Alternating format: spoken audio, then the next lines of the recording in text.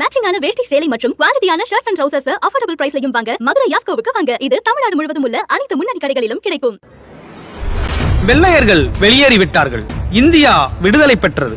ஆனந்த சுதந்திரம் அடைந்து விட்டோம் என நாடே மகிழ்ச்சி கழிப்பில் இருந்தபோது ஒருவர் மட்டும் இவ்வாறு கூறினார். நாம் இன்னும் சுதந்திரம் அடையவில்லை. இதுவரை பிரிட்டிஷ்காரனிடம் அடிமைப்பட்டு கிடந்தோம். இனிமேல் இந்த டெல்லிக்காரனிடம் அடிமையாக இருக்க போகிறோம்.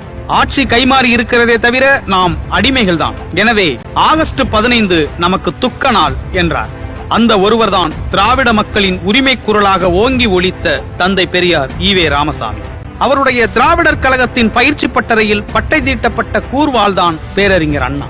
நாங்கள் இந்தியர்கள், எங்கள் நாடு பாரதம் என இந்திய துணைக்கண்டம் முழுக்க கூக்குரலிட்ட போது நாங்கள் திராவிடர்கள், எங்கள் நாடு திராவிட நாடு, அடைந்தே தீருவோம் தனி திராவிட நாடு என்று தன்னுரிமை கோரிக்கையை முன்வைத்து எதிர்குரல் முழங்கினார்கள் திராவிடர் கழக தோழர்கள். அவ்வுரிமை நாதத்தின் அடித்தோன்றலில் விளைந்ததுதான் திராவிட முன்னேற்ற கழகம். இந்தியா சுதந்திரம் பெற்று 2 ஆண்டுகளில் 1949 செப்டம்பர் 17ஆம் நாள் சென்னை ராபின்சன் பூங்காவில் வைத்து திராவிட முன்னேற்ற கழகத்தை தொடங்கினார் அண்ணா.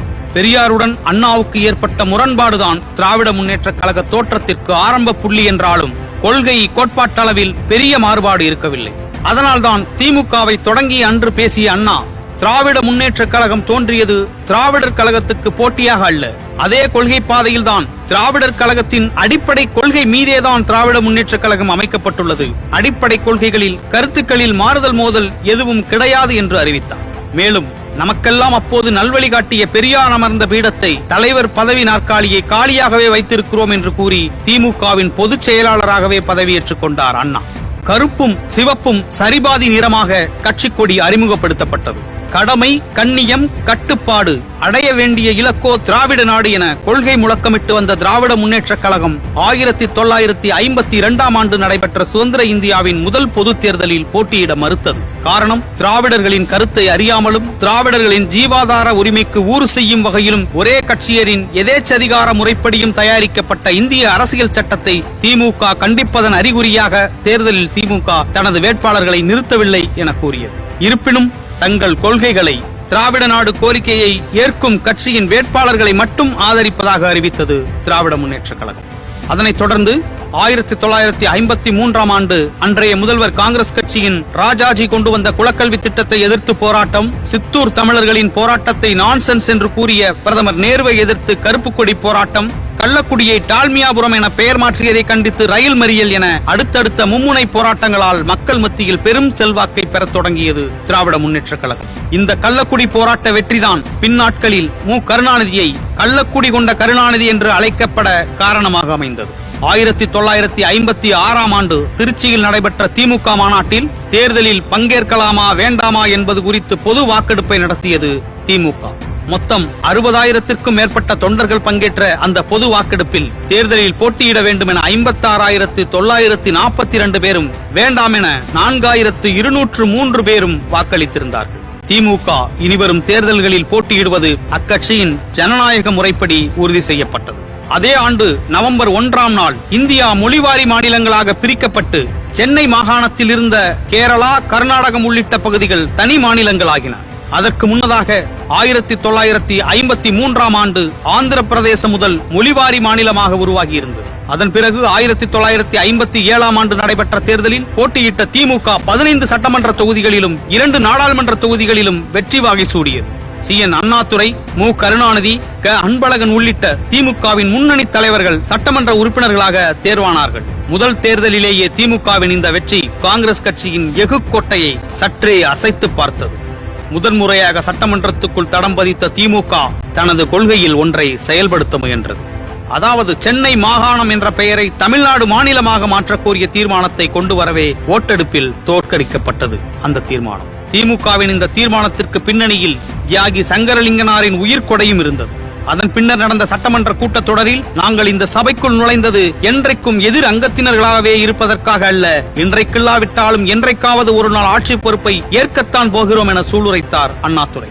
1958ஆம் ஆண்டு மார்ச் 2ஆம் நாள் இந்திய தேர்தல் ஆணையத்தால் அங்கீகரிக்கப்பட்ட கட்சியாக திமுக வலுப்பெற்றது.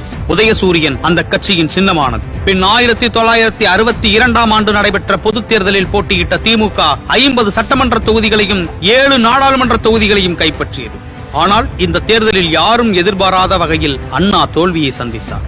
இருப்பினும் கட்சியின் சட்டமன்ற உறுப்பினர்களால் மாநிலங்களவைக்கு தேர்ந்தெடுக்கப்பட்டு நாடாளுமன்றத்திற்கு அனுப்பப்பட்டார் அண்ணா.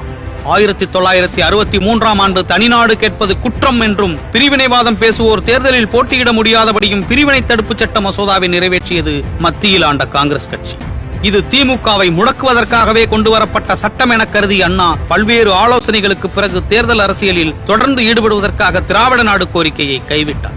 மேலும் கட்சியின் விதி 2இல் திராவிட நாடு என்றிருந்த குறிக்கோளுக்கு பதிலாக தமிழகம், ஆந்திரம், கேரளம், கர்நாடகம் ஆகிய 4 மொழிவழி மாநிலங்களும் இந்திய அரசுரிமை, ஒருமைத்தன்மை, அரசியல் அமைப்பு சட்டம் ஆகியவற்றுக்குள் இயன்ற அளவு கூடுதலான அதிகாரங்களை பெற்று நெருங்கிய திராவிட கூட்டமைப்பாக நிலவ பாடுபடுவது என திருத்தம் மேற்கொண்டார். திமுகவின் உயிர் நாடியாக இருந்த திராவிட நாடு கோரிக்கையை கைவிட்டது பெரும் விமர்சனங்களுக்குள்ளானது. இருப்பினும் திராவிட நாட்டுக்கான காரணங்கள் அப்படியேதான் இருக்கின்றன என தனது இக்கட்டான சூழலை வெளிப்படுத்தினார் அண்ணா.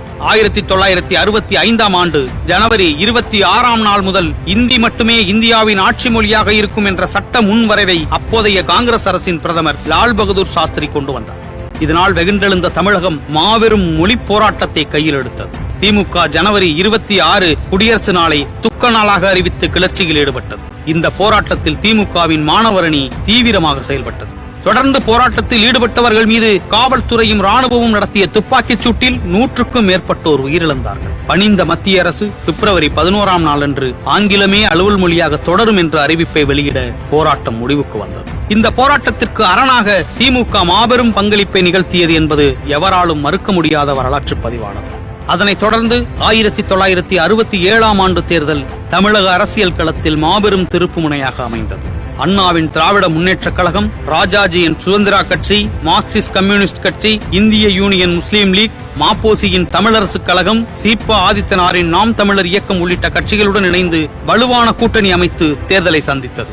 அண்ணாவின் சட்டமன்ற சூளுரை நிஜமானது. 173 தொகுதிகளில் போட்டியிட்ட திமுக 138 தொகுதிகளில் அமோக வெற்றி பெற்றது.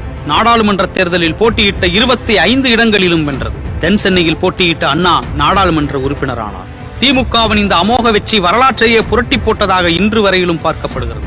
காரணம், சுதந்திரம் பெற்று தந்த கட்சி, இந்திய தேசத்தின் மாபெரும் கட்சி, பெருந்தலைவர் காமராஜர் இருந்த காங்கிரஸை தமிழக மக்கள் புறம் தள்ளியதும், இறைமறுப்பு, இந்தி எதிர்ப்பு, திராவிட நாடு கோரிய திமுகவை ஆதரித்து ஆட்சி கட்டிலில் அமர்த்தியதும் பெரும் பரபரப்பாக பேசப்பட்டது. அன்று வீழ்ந்த காங்கிரஸ் இன்று வரையிலும் தனித்தல முடியாமல் அண்ணாவை பெயராகவும் அடையாளமாகவும் கொண்ட கட்சிகளே இன்று வரையிலும் தமிழ்நாட்டு அரசியலை அலங்கரித்து வருகின்றன என்பதே நிகழும் வரலாற்று சாட்சி. திமுக தொண்டர்களின் வேண்டுகோளுக்கிணங்க தனது நாடாளுமன்ற உறுப்பினர் பதவியை ராஜினாமா செய்து 1967ஆம் ஆண்டு மார்ச் 6ஆம் நாள் பேரறிஞர் அண்ணாதுரை தமிழக முதல்வரானார். திமுக முதன்முறையாக ஆட்சி கட்டிலில் அமர்ந்தது. 18 ஆண்டுகால முரண்களை கடந்து நேரில் சென்று திமுகவின் வெற்றியை பெரியாருக்கு சமர்ப்பித்தார் அண்ணா. ஆட்சி பொறுப்பேற்றது முதற்கொண்டே பல அதிரடி மாற்றங்களை ஏற்படுத்தியது திமுக. சென்னை மாகாணம் தமிழ்நாடு மாநிலமாக பெயர் மாற்றம் பெற்றது. இந்த முறை சங்கரலிங்கனாரின் உயிர் தியாகம் பலன் பெற்றது. கவர்மெண்ட் ஆப் மெட்ராஸ் தமிழக அரசு ஆனது. சத்தியமேவ ஜெயதே, வாய்மையே வெல்லும் என்றானது. சமஸ்கிருத மணிப்பிரவாள நடை மெல்ல மெல்ல மறையத் தொடங்கி தனித்தமிழ் மேலெழுந்து வந்தது. சுயமரியாதை திருமண சட்டம், பேருந்துகள் நாட்டுடைமையாக்கம், கல்வியில் தமிழுக்கு முதலிடம், இருமொழி கொள்கை, உலகத்தமிழ் மாநாடுகள் என அதிகாரத்தை கைப்பற்றிய திமுக பெரியாரின் கனவுகளையும் சேர்த்து தங்கள் கொள்கைகளையெல்லாம் சாதித்து காட்டியது. ஆனால் இந்த சாதனை பட்டியல் நீள்வதற்குள்ளாகவே அண்ணா தனது மூச்சை நிறுத்திக் கொண்டார். புற்றுநோயால் பாதிக்கப்பட்டு அமெரிக்காவில் சிகிச்சைகளை முடித்துவிட்டு தாயகம் திரும்பிய அண்ணா 1969ஆம் ஆண்டு பிப்ரவரி 3ஆம் நாள் திராவிட மண்ணை விட்டு மறைந்தார். அண்ணாவின் குறுகிய கால சாதனைகள் போலவே அவரின் இறுதி ஊர்வலத்தில் சுமார் 1.5 கோடி மக்கள் கலந்து கொண்டதாக கின்னஸ் புத்தகத்தில் இடம்பெற்றது. அண்ணாவின் மறைவுக்கு பிறகு அடுத்த முதல்வர் யார் என்ற போட்டி கருணாநிதிக்கும் நெடுஞ்செழியனுக்கும் இடையே ஏற்பட்டது. இறுதியில் கருணாநிதி முதல்வரானார். பிறகு ஜூன் மாத காலத்தில் திமுகவின் தலைவராக மு கருணாநிதியும் பொதுச் செயலாளராக இரா நெடுஞ்செழியனும் தேர்ந்தெடுக்கப்பட்டார்கள். 1971ஆம் ஆண்டு நடைபெற்ற பொதுத் தேர்தலில் கருணாநிதி தலைமையில் தேர்தலை சந்தித்த திமுக 203 தொகுதிகளில் போட்டியிட்டு 184 தொகுதிகளில் வரலாறு காணாத வெற்றி பெற்றது. இதுவரையில் எந்த கட்சியாலும் முறியடிக்க முடியாத சாதனையை நிகழ்த்தி தனிப்பெரும்பான்மையுடன் ஆட்சி அமைத்தது திமுக. கருணாநிதி 2வது முறையாக முதல்வரானார். மேலும் நாடாளுமன்ற தேர்தலில் 25 இடங்களிலும் வென்றது திமுக. 1972ஆம் ஆண்டு திமுகவின் பொருளாளராக இருந்த எம்ஜிஆர் கட்சியின் பல நிலைகளிலும் ஓரங்கட்டப்பட்டு வந்தார். ஏற்கனவே கட்சியின் மீது அதிருப்தியில் இருந்தவர் திமுகவின் பொதுக்கூட்ட மேடையிலேயே கட்சியின் மீது ஊழல் குற்றச்சாட்டை முன்வைத்தார். ஊழல் புகாரை பொய்யாக்க வேண்டுமென்றால் திமுகவின் தலைவர் முதல் கிளை செயலாளர் வரை அனைவரும் தங்கள் சொத்து விவரங்களை காட்ட வேண்டும் என்றார். எம்ஜிஆரின் இத்தகைய பேச்சால் அதிர்ந்து போன திமுக தலைமை அவரை கட்சியை விட்டே நீக்கியது. திமுகவில் இருந்து பிரிந்து சென்ற எம்ஜிஆர் அண்ணா திராவிட முன்னேற்ற கழகத்தை தொடங்கினார். கட்சியின் கொடியிலும் பெயரிலும் அண்ணாவே இடம்பெற்றார். இதற்கு முன்பாக 1961ஆம் ஆண்டு திமுகவில் இருந்து பிரிந்து சென்ற ஈவேகி சம்பத் தமிழ் தேசிய கட்சியை தொடங்கியிருந்தார். ஆனால் காலப்போக்கில் அந்த கட்சி காங்கிரசுடன் கலந்து கரைந்து போனது. ஆனால் அதிமுகவின் எதிர்காலம் பின்னாட்களில் திமுகவிற்கே நிரந்தர போட்டியாகும் அளவிற்கு விசுவரூபம் எடுத்தது. 1974ஆம் ஆண்டு மாநில சுயாட்சி பெறும் தீர்மானத்தை சட்டமன்றத்தில் நிறைவேற்றியது திமுக. 1975ஆம் ஆண்டு இந்திராவின் காங்கிரஸ் அரசு அவசர நிலை பிரகடனத்தை அறிவித்தது. இதனை எதிர்த்து முதல் நாளாக தீர்மானம் நிறைவேற்றியது திமுக அரசு. அதனைத் தொடர்ந்து முறையற்ற ஆட்சி, வீராணம் திட்ட முறைகேடு என விஞ்ஞான ஊழல் செய்ததாக குற்றம் சாட்டப்பட்டு திமுக ஆட்சி கலைக்கப்பட்டது. வைகோ, ஸ்டாலின் உள்ளிட்ட திமுகவின் முதன்மை தலைவர்கள் மிசா சட்டத்தின் கீழ் கைது செய்யப்பட்டு சிறைப்படுத்தப்பட்டார்கள். ஆனால் இந்த ஆட்சி கலைப்பிற்கு பின்னால் நெருக்கடி நிலைக்கு எதிராக திமுக செயல்பட்டதே காரணம் என்று சொல்லப்பட்டது.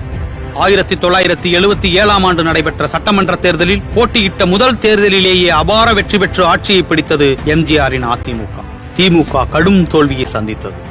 அப்போது முதல் எம்ஜிஆர் உயிருடன் இருக்கும் வரை சுமார் 13 ஆண்டுகள் திமுகவை அரியணை ஏற விடாமல் எதிர்க்கட்சியாகவே இருக்கச் செய்தது அதிமுக.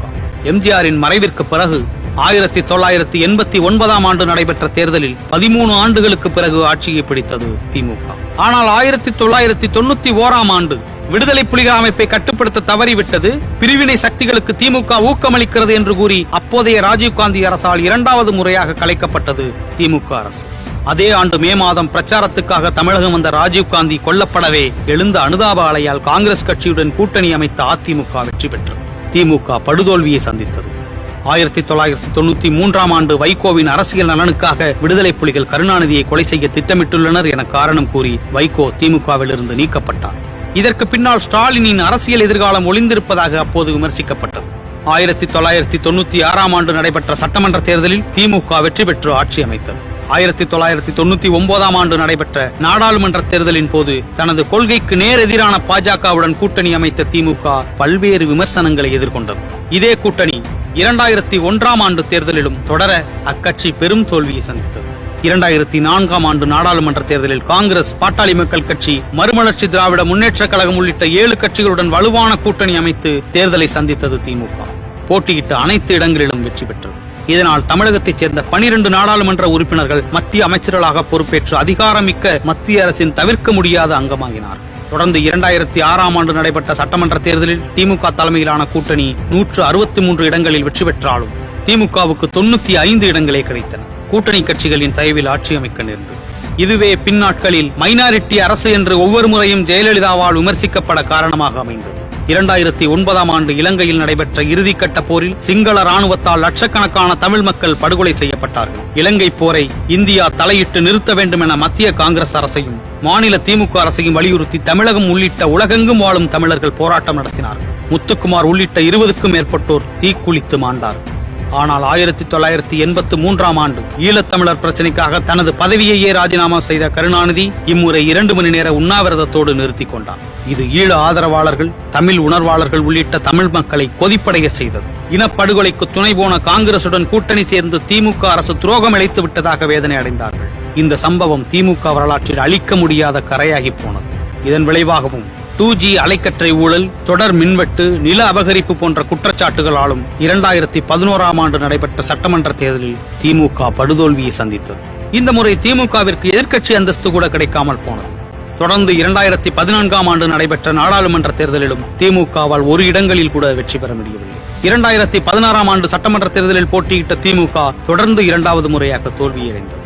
ஆட்சியை கைப்பற்ற முடியாமல் போனாலும் வலுவான எதிர்க்கட்சி அந்தஸ்தை பெற்றது. 2018ஆம் ஆண்டு திமுக தலைவர் கருணாநிதி காலமானார். அவர் 50 ஆண்டு காலமாக அனுபவித்து வந்த திமுக தலைவர் பதவியை ஸ்டாலின் ஏற்றார்.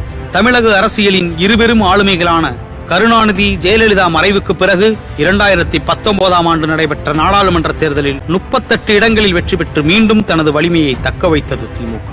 திமுகவின் ஆட்சி காலத்தில் தமிழ்நாடு பெயர் மாற்றம், பெண்களுக்கு சொத்துரிமை, அனைத்து சாதியினரும் அர்ச்சகராகும் உரிமை, பிற்படுத்தப்பட்ட தாழ்த்தப்பட்டோருக்கான இடஒதுக்கீட்டு உரிமை, தமிழுக்கு செம்மொழி அந்தஸ்து என ஏராளமான சாதனைகளை நிகழ்த்தியுள்ளது. தற்போது 2021ஆம் ஆண்டு நடைபெற்ற சட்டமன்ற தேர்தலில் திமுக சார்பில் முதல்வர் வேட்பாளராக போட்டியிட்ட மு.க. ஸ்டாலின் வெற்றி பெற்றுள்ளார்.